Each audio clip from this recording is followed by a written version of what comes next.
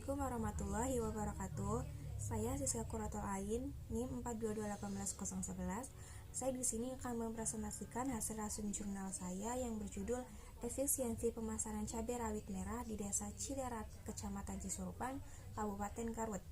Volume 10 nomor 1 bulan Maret 2 tahun 2020.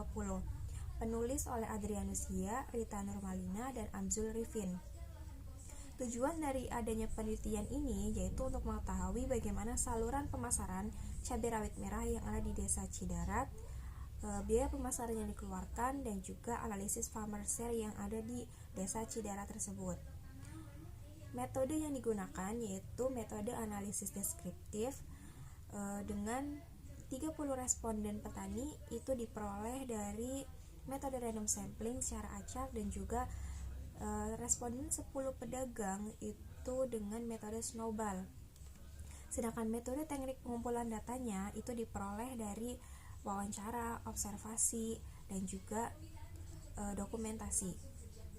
Latar belakang adanya penelitian ini yaitu di Desa Cidarat sendiri merupakan sentra produksi cabai rawit merah yang ada di Jawa Barat. Nah, cabai juga mempunyai harga yang berfluktuasi tiap tahunnya, mempunyai harga yang naik setiap tahunnya. Nah, permasalahan di sini yaitu petani menjual hasil panennya itu ke pengepul, mereka tidak langsung menjualnya ke pasar karena mereka takut akan biaya moda transportasi yang besar sehingga mereka menjualnya ke pengepul. Kalau mereka menjualnya ke pengepul, sehingga mereka kan akan melemahkan posisi tawar-menawar petani dalam menetapkan harga, sehingga para pengepul itu bisa seenaknya menetapkan harga semau mereka tanpa petani mengetahui seperti apa harga di luar sana, karena petani itu takut kalau hasil panennya itu tidak laku sehingga mereka langsung menjualnya ke pengepul.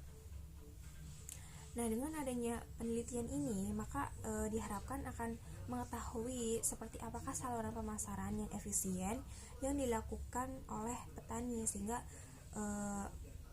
akan meningkatkan pendapatan petani dan juga akan memperoleh keuntungan petani dalam memasarkan cabai rawit merah tersebut.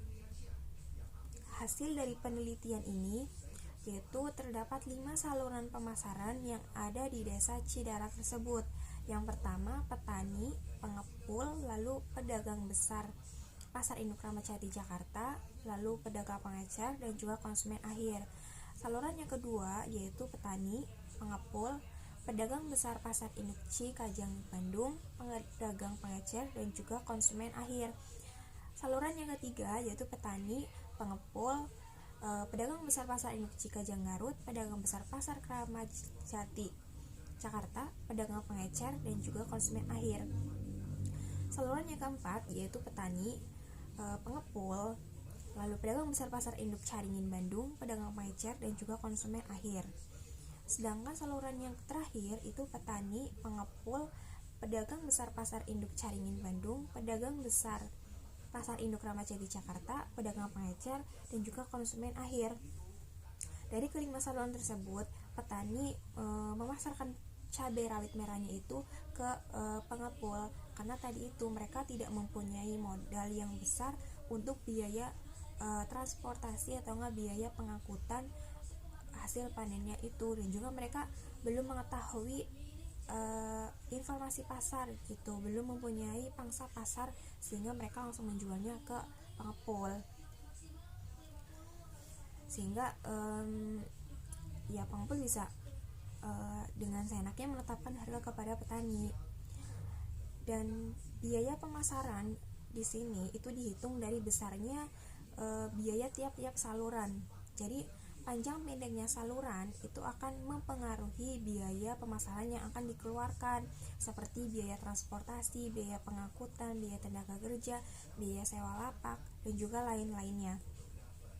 Nah, sedangkan biaya pemasaran yang paling besar itu terdapat pada saluran yang ketiga, karena saluran yang ketiga itu tadi dari petani, pengepul, lalu pedagang Pasar Induk Caringin Bandung, pedagang besar Induk Ramat Jati Jakarta, lalu pedagang mengecer dan konsumen akhir. Jadi pada saluran ketiga ini mereka menggunakan 6 saluran pemasaran, sehingga biaya pemasaran yang akan diterima pun akan besar karena panjangnya saluran dibandingkan dari saluran pemasaran yang lainnya.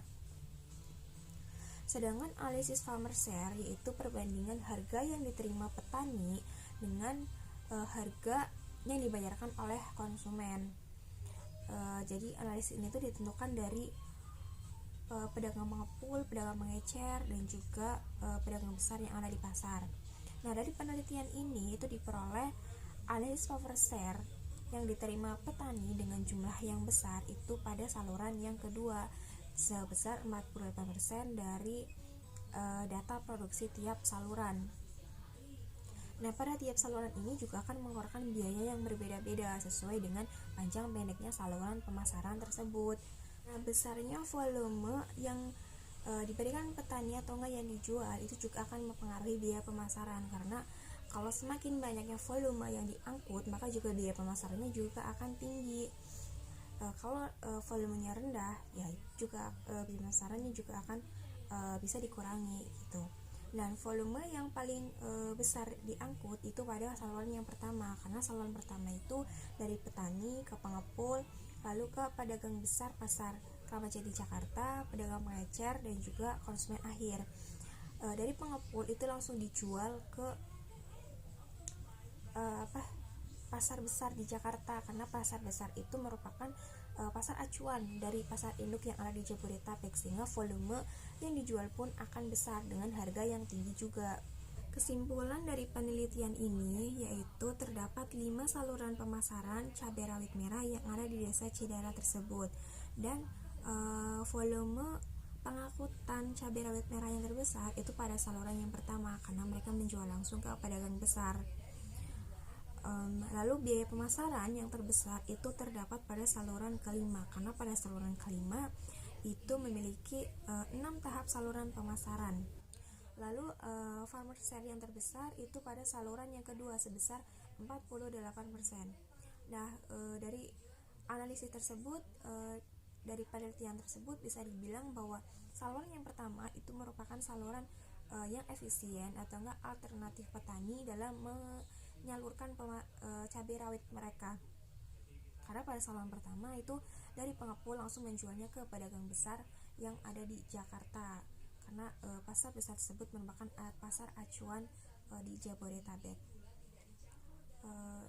Sekian presentasi Rasun Jurnal saya, mohon maaf apabila ada yang salah dan kurang tepat.